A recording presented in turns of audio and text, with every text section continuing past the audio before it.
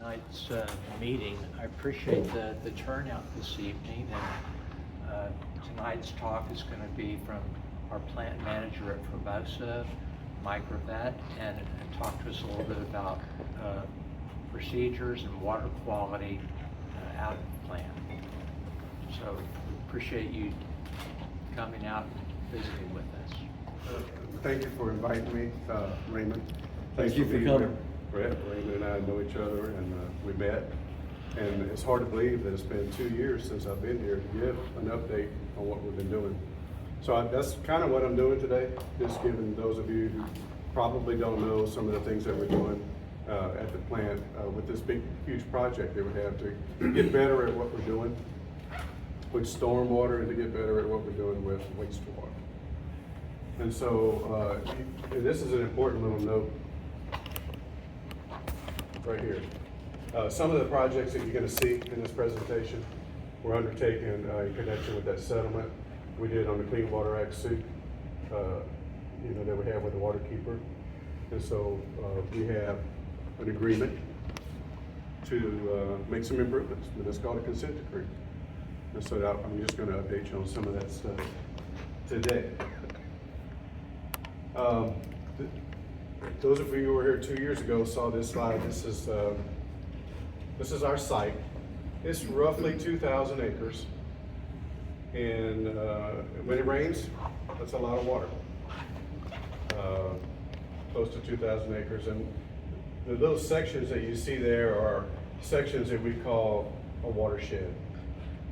And what we've tried to do over the years as we design our drainage system is to keep the water going in a particular direction. So each of these watersheds were designed that way. You can't go out and find this in the plant.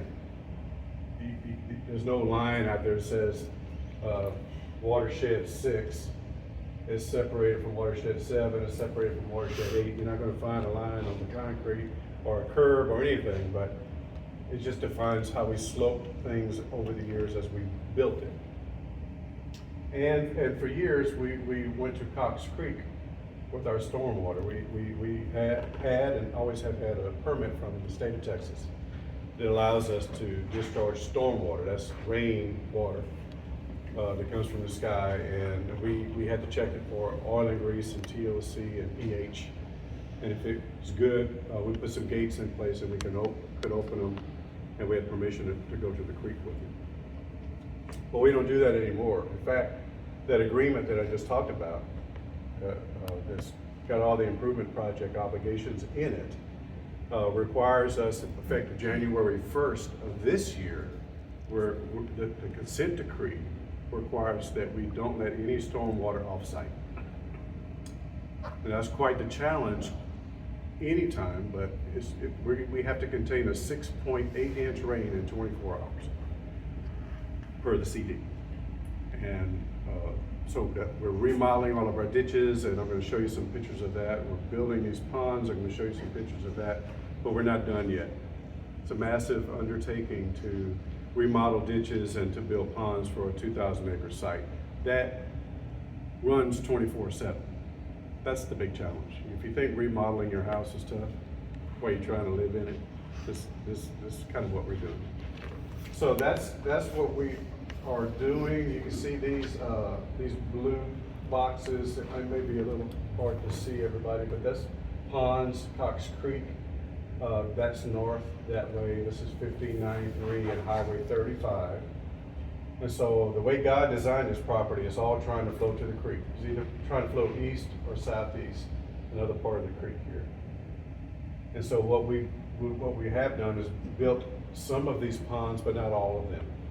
And you can see how irregularly shaped they are because we have to follow the contours. We're kind of lacking on real estate.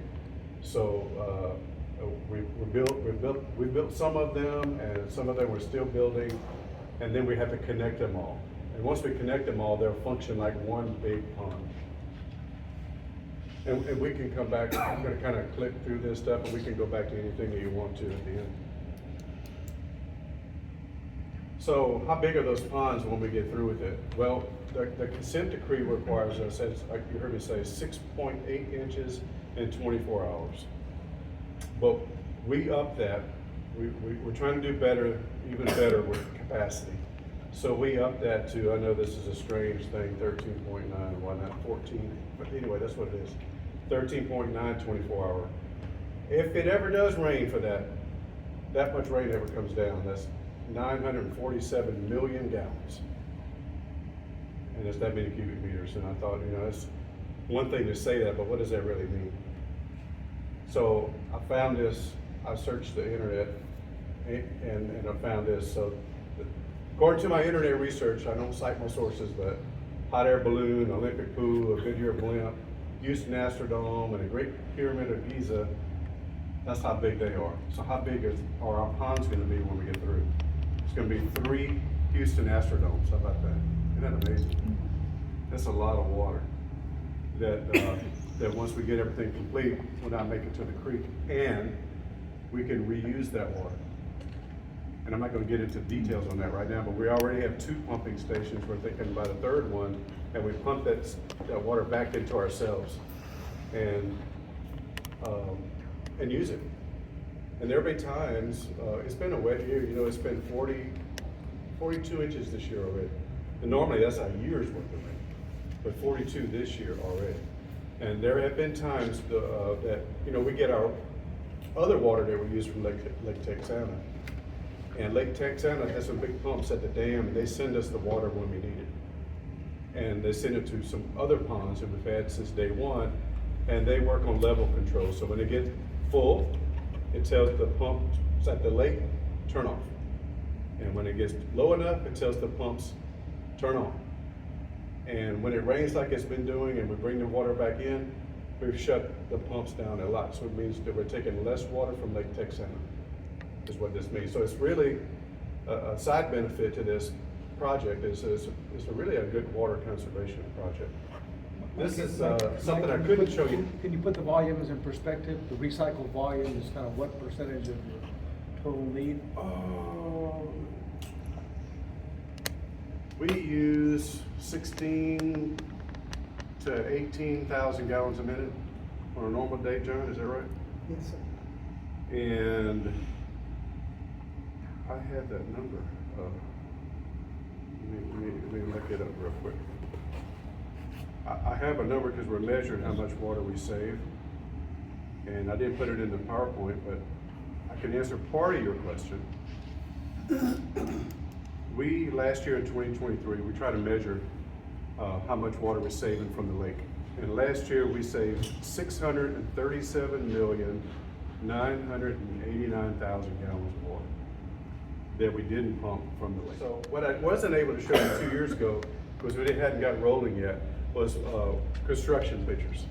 No, we're still in construction, and we will be, especially rainy years like this year, that doesn't help our schedule. It's not you can't dig a hole when it's muddy. But this is some of the big culverts we're putting in. Those yellow lines I showed a while ago, those are the main big ditches, I would say, that take water to the ponds. There's a lot of little smaller ditches. This is an example of one of the big culverts.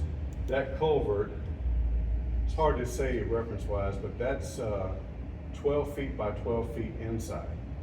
It's about a 1 foot wall. These are highway grades, so you could drive on top of them. I don't know how tall this ceiling is, Michael, what would you guess? 10? 10 at least. 10, so a couple of feet above this would be about what that is. This is I just took a few photographs to give you a sense of this. We have a lot of workers on this.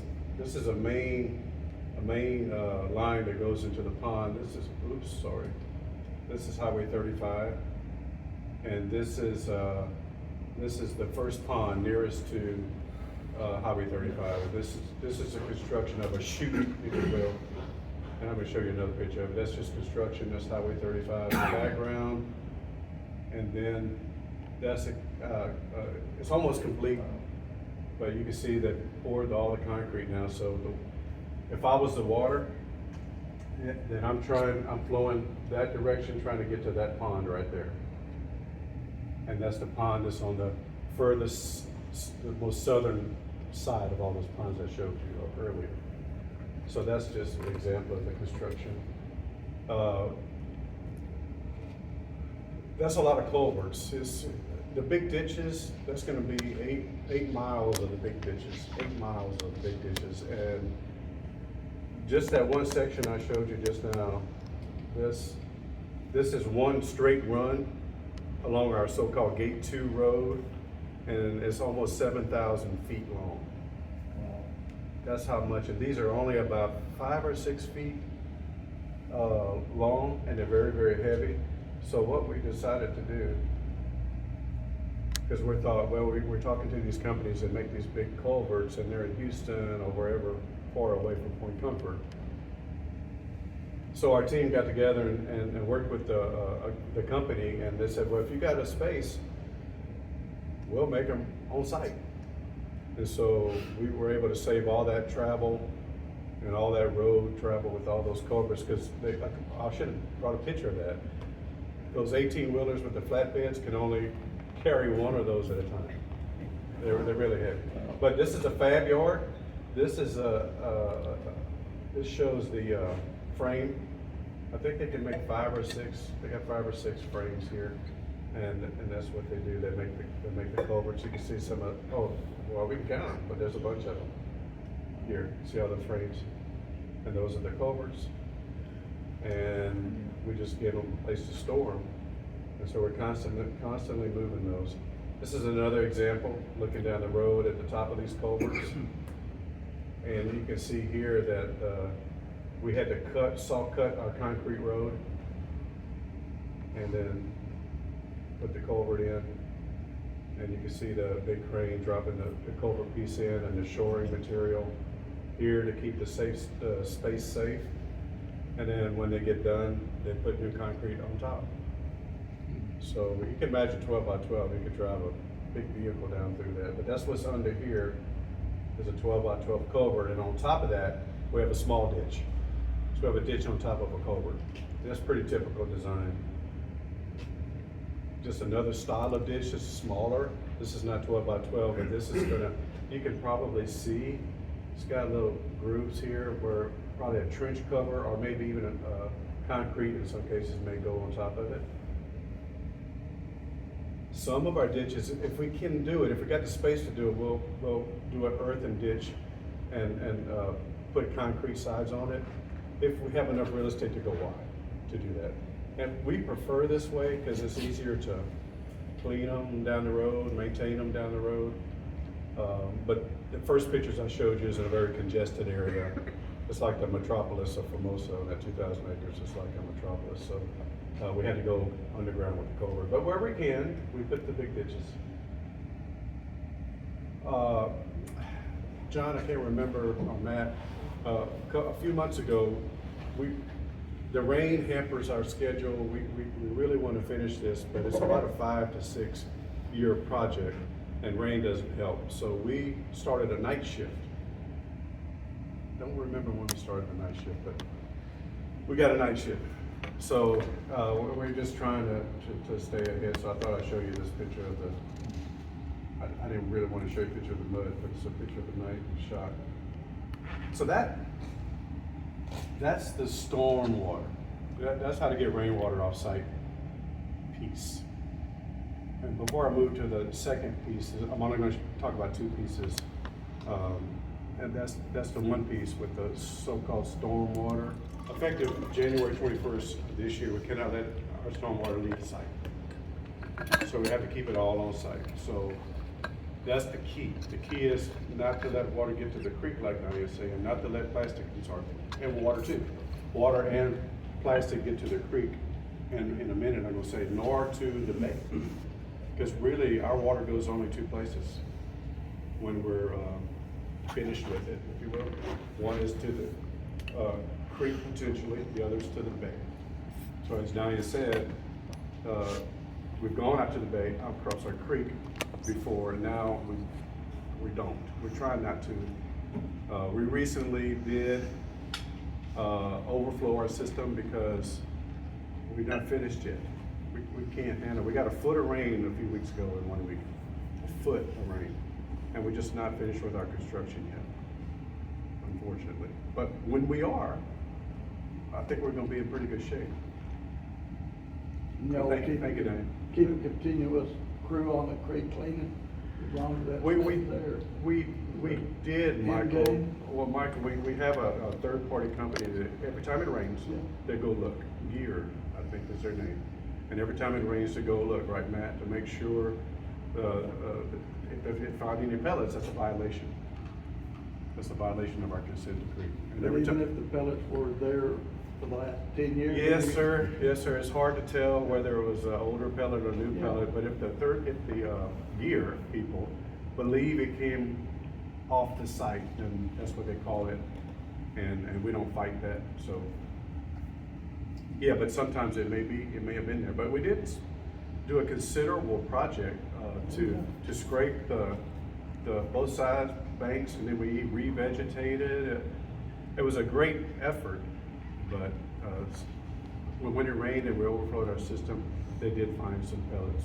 So a couple of days they went out and they found some. So we haven't arrived yet, we haven't perfected it yet. Were they old or new? Well, I It's know hard to say. In the past, y'all had crews out there working off and on. Yes, I don't sir. know if they were still there, if y'all had pretty much finished that. We have, it's all third party now, Yeah. right, Matt? It's all third party. We have two companies actually that, Michael, they go out there, particularly after every rain event, particularly then, because that's when things might wash out. And to that rain event I just described, yeah, we had some findings. Yeah, I have a kind of a general question. Can you talk some about what type of operations caused you to spill stuff into the I marshes? can. How much So, you make? so we make, I didn't bring any with me. But as the name implies, Formosa Plastics, that's our big thing is to make plastics. Most of it's plastic pellets. And we make a lot of them and we sell them. So where can we lose containment? So we make them, first of all, we make a powder for the polymers. We make a polymer powder, and then we transfer that powder to an extruder where we melt it and we make pellets. It kind of goes through it looks like a spaghetti coming out. We got a cutter on it, and it's an underwater cutter. And it carries the pellets, dries the pellets, carries the pellets through pipes to silos, and from silos we either put it in bags or we put it in rail cars. So anytime you're transferring, moving powder or pellets to the end, which is the rail car or the bag, there's opportunities, either a sampling point or at a connection in the pipe, if it comes apart or something like that, or if there's a issue during the loading operation, it could spill out. And when it spills out, you got to get on it pretty quick. And so what this consent decree has driven us to do is getting better at making sure we identify all the sources, like you asked. Identify all of them, make them better, so that that's not your source anymore. And then if it does get out, pick it up quick, because the wind will blow it and the water will carry it, and then it's just harder to capture it. But that's the ways we can lose containment. Do you measure that loss of containment through your processes? We don't measure it, but we audit it all the time. We're always auditing. We have a complete program to go out and see if anything's on the ground, and if it is, to investigate the source of why it's on the ground, because it's not supposed to be, and then clean it up. So, yes, ma'am. Is that public, can the public see that your audits? I don't know. I don't think so. Really? That's what I'm getting ahead now, though. Really? But we do it. Yeah, I'm just going with. Oh, because I know you had it in December. Okay.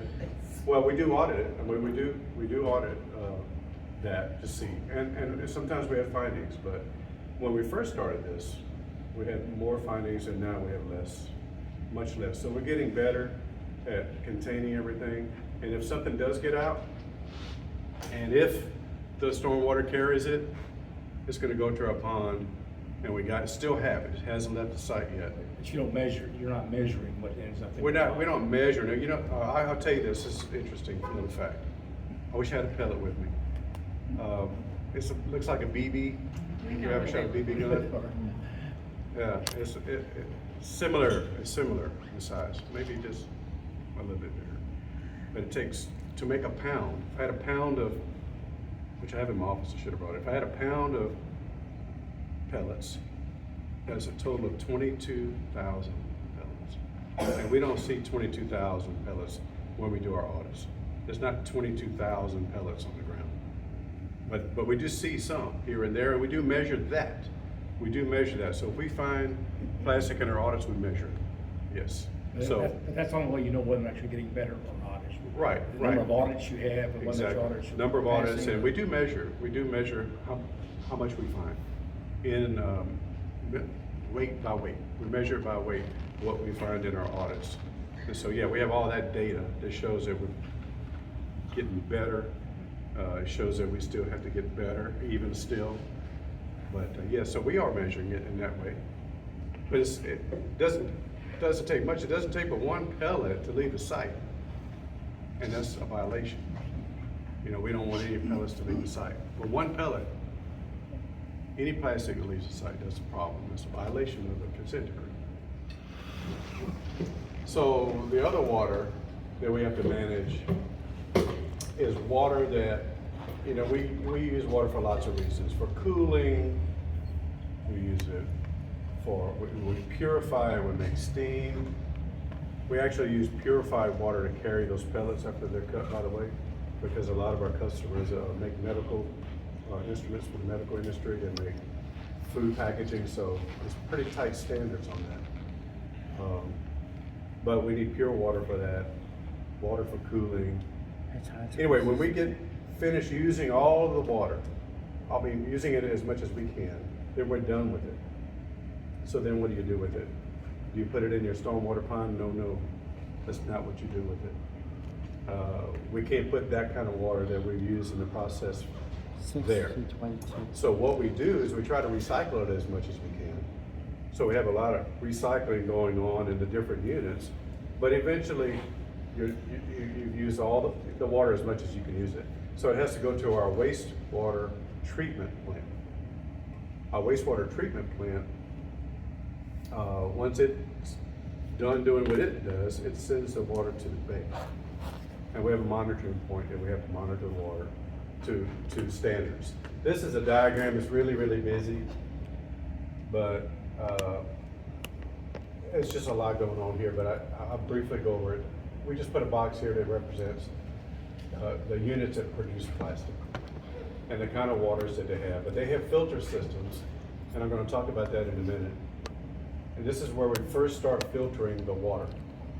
When we're done with the water, when we're finished with it, we're going to send it on its way to the wastewater treatment plant.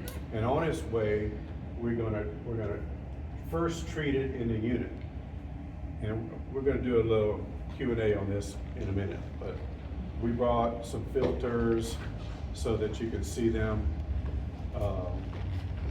So that's one thing that we do. And then after that, it continues going to the wastewater treatment plant. Now, interestingly enough, the wastewater treatment plant is not in the consent decree. But all those units that make the plastic and all that water that they send to the CWTP, what we call CWTP, it's our wastewater treatment plant. They're required to remove the plastic in the water before they send it to the wastewater treatment plant. That's a requirement. And so, but we do a lot of filtration there, and then we still do more filtration, and then we have a water sampling mechanism is called here. It's in a building.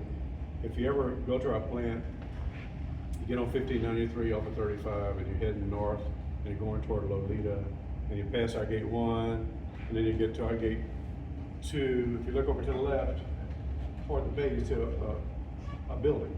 It's just in the pasture. And in that building is where this wastewater sampling mechanism is located. And I'll tell you more about that in a minute. So these are some of the filters. This is some of the first filters that you'll see out there. This is called a hydrosieve. And what it does, water flows through it and the water is spraying through it. It's hard to see in this picture. But it's trying to wash, this is gonna sound weird, it's kind of washing the water. That don't even sound right, does it? But we're trying to get the plastic out of it. And then we have all these filters that we've been installing. Because as I said, the consent decree requires us to use best available technology to remove the plastics before we start tackling the water at the wastewater treatment plant, which is a good thing. These are mostly boring pictures, but these are some of the ways that we've been trying to do cartridge filters. We've bought some of those. We have this new thing that we're trying that uses electromagnetic energy.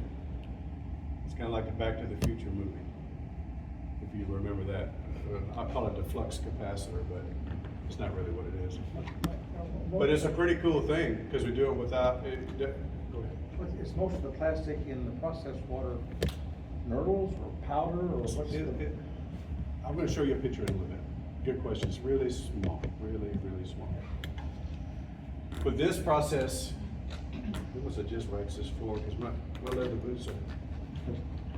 So anyway, this process, I just want to make a little statement about it. It's a pretty cool process. They use electromagnetic energy. And my term is, because I'm from South Louisiana, I know I got a Texas accent, but they zap about 4 square inches of water, and it polarizes everything in it for about 10 minutes. And during that time, everything's separated, and then you could drop it out. So it actually works better than a filter. But it's never been used in this application, but our consent decree is driving us to get better and better and better, so that's what we're doing, trying to find the best available technology. Filter, yes, we still filter, but we're trying this method too. A lot of these pictures are very busy, but there's another one. We're going to show you this. This is what we do at our wastewater treatment plant. After the filtration is done at the units and it goes to the wastewater treatment plant, we bought an example of that. This is so-called ultrafiltration, and it's supposed to filter down to, it's not supposed to let anything bigger than 0.04 microns leave. But we've had some challenges running that too. We keep trying to run it, keep trying to make it better. We've had some breakthroughs and different things happen in the operation of this equipment. But we continue to try to get better at it. We're in a continuous improvement all the time. We've not arrived, but we feel like we're doing our best. Some more socks. And that's really all I had, but I want to go back to your question earlier about so what kind of plastic is going to the wastewater treatment plant? Well, that water sampling mechanism that I talked about briefly just now, it pulls samples on a regular basis and a continuous basis as far as into a net. And did you bring it? You didn't bring that, did you? No, sorry, I didn't bring it. It's okay. So we have this net that's in this water sampling mechanism, and the way it works is the pipe that goes to the bay is 27 or 30, something like that inches, I can't remember. And it's been there ever since we had our discharge permit, but it's never full. It's never full, and these plastics float. So it's usually just about halfway. And we know this to be true because when we constructed this water sampling mechanism, you can see where the water's been flowing. So we have to fill that pipe up with water. So all we did was go downstream of our sampling point and put a valve to pinch off the water flow and fill that pipe up. And then we put a 4-inch pipe on top. And so it's constantly flow. We have a constant flow situation going on with water to the bay. It's not a batch type intermittent thing. It's a constant steady flow. And so it's pushed up through that 4-inch pipe, and it goes 2 places. It goes to an auto sampler, and it goes to a net. And 3 times a week, 2-3 times a week, they wash the net. Yes. 3 times. 3 times a week. They could do more, I guess, if they want to, right? Yeah, so 3 times a week, a third party, we cannot, Formosa cannot touch, our employees cannot touch the water sampling mechanism without first getting permission. But we have a third party company, is it Gear too? So Gear, the same folks that go to the creek, Michael, to look after it rains, they go to the water sampling mechanism 3 times a week to wash the net out and see what's in it, and to check if there's any plastics, because you have to remove all visible plastics. So that's the last attempt, that's the last. What's the last sample point? So we did all we did. How good did we do? That's a sample point. And so if we find plastic, that's a violation of the consent decree.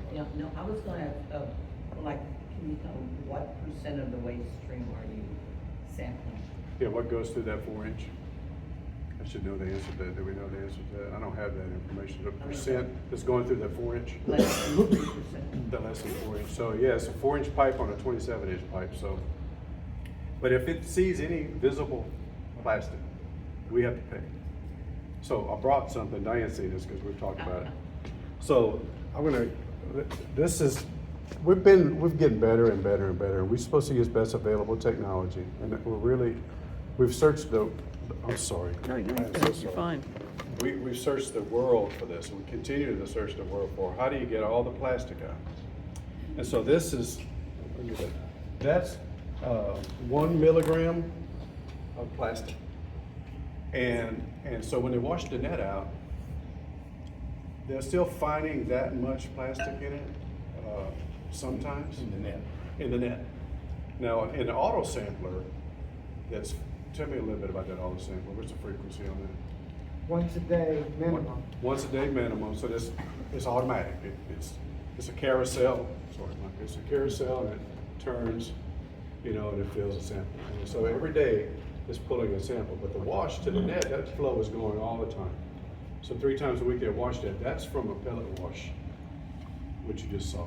And that's about what we've been seeing, but that's a violation still. It's not allowed by the consent decree.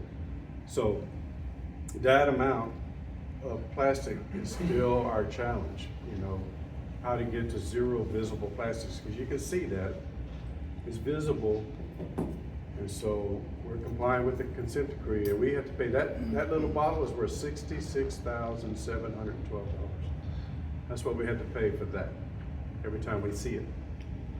So far we've paid $20 million to the Matagorda Bay Foundation. Mitigation trust. That's the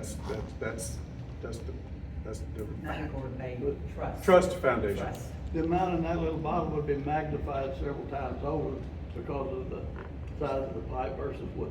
Yeah, there's a ratio, right, Yeah. like Diane was saying, so I don't know what that ratio is, but it was attempted to design it to be representative. That was the attempt. And the design of that had to be approved by the waterkeeper and Formosa. So it was designed, and the waterkeeper and Formosa said, well, looks like a good design to us. So that's what we've been working with. Is it the perfect design? I'm not sure, but I just gave you a really basic idea of how it works. But we can't, that sample that I'm passing around, that's what we're seeing, and we gotta get to 0. And so we're working hard to get to 0. We can't consistently get there. I guess those are all larger than .04 microns too, right? John, do you know how big they are? They're obviously going through your system. somewhere. Yeah, so, I talked about earlier, sometimes we get breakthroughs. Over there on that table is that ultrafiltration, which is our last, supposed to be .04, which, thank you. This is, where's .04? Right here. Smoke, no, it's .4. .04 is Zika virus. Zika virus is .4. What else we got that we know about? Dust particle, 2.5. So a lot bigger than .4. So you get down to .04, that's a Zika virus. And that's a human hair right there, that big snake looking thing. That's what that is. Yeah. I could talk to you for days about all the ways we're trying to filter the water. I gave you some glimpses of things that may or may not be meaningful to you, but I just want to demonstrate all of our efforts to filter and even go beyond filter with that electromagnetic polarization and stuff is over my head, but, and still though, we don't know, we think we're doing the best that we can do, using the best technology available. Learning all the time, but still, and we still get that. And so we still have, we don't know how to get better. Are there, Mike. are there industry benchmarks that you Well, have that's access to? what I was Well, I can tell you, yeah, I can tell you an industry benchmark. No one in our industry is doing this. No one. We're the only plastics industry in the world that's doing this. Now, others may one day, but they're not now.